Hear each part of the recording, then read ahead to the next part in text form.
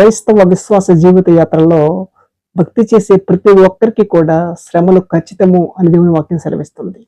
అయితే ఎందుకు దేవుడు శ్రమలకు అనుమతిస్తున్నాడు అని మనం ఆలోచన చేస్తే, శ్రమల ద్వారా మనం కృంగిపోవాలని కాదు, శ్రమల ద్వారా మనం కుసించిపోవాలని కాదు, శ్రమలకు చూసి మనం భయపడాలని కాదు, శ్రమలను చూసి మనం బాధపడాలని కాదు.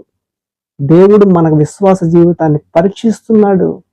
షడ్రకు మెషకు అబెద్దుకు అనే వారు ఎదురుకుండా సుడిగుండం అగ్నిగుండం పెట్టుకున్నప్పుడు వారు తమ విశ్వాసాన్ని ప్రదర్శించారు.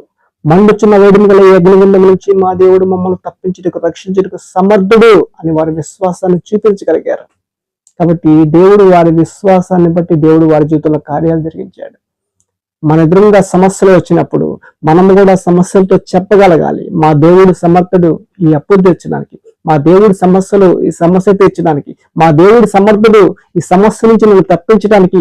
నువ్వు చెప్పినప్పుడు దేవుడు నువ్వు చెప్పిన ఆ మాటను బట్టి, నువ్వు చూపిన క్రియల్లో చూపించిన నీ విశ్వాసాన్ని బట్టి దేవుడు నీ జీవితంలో గొప్ప గొప్ప కార్యాలు చేస్తాడు. విశ్వాసం లేకుండా దేవునికి ఇష్టడైనట అసాధ్యము అని దేవుని వాక్యం సెలవిస్తుంది.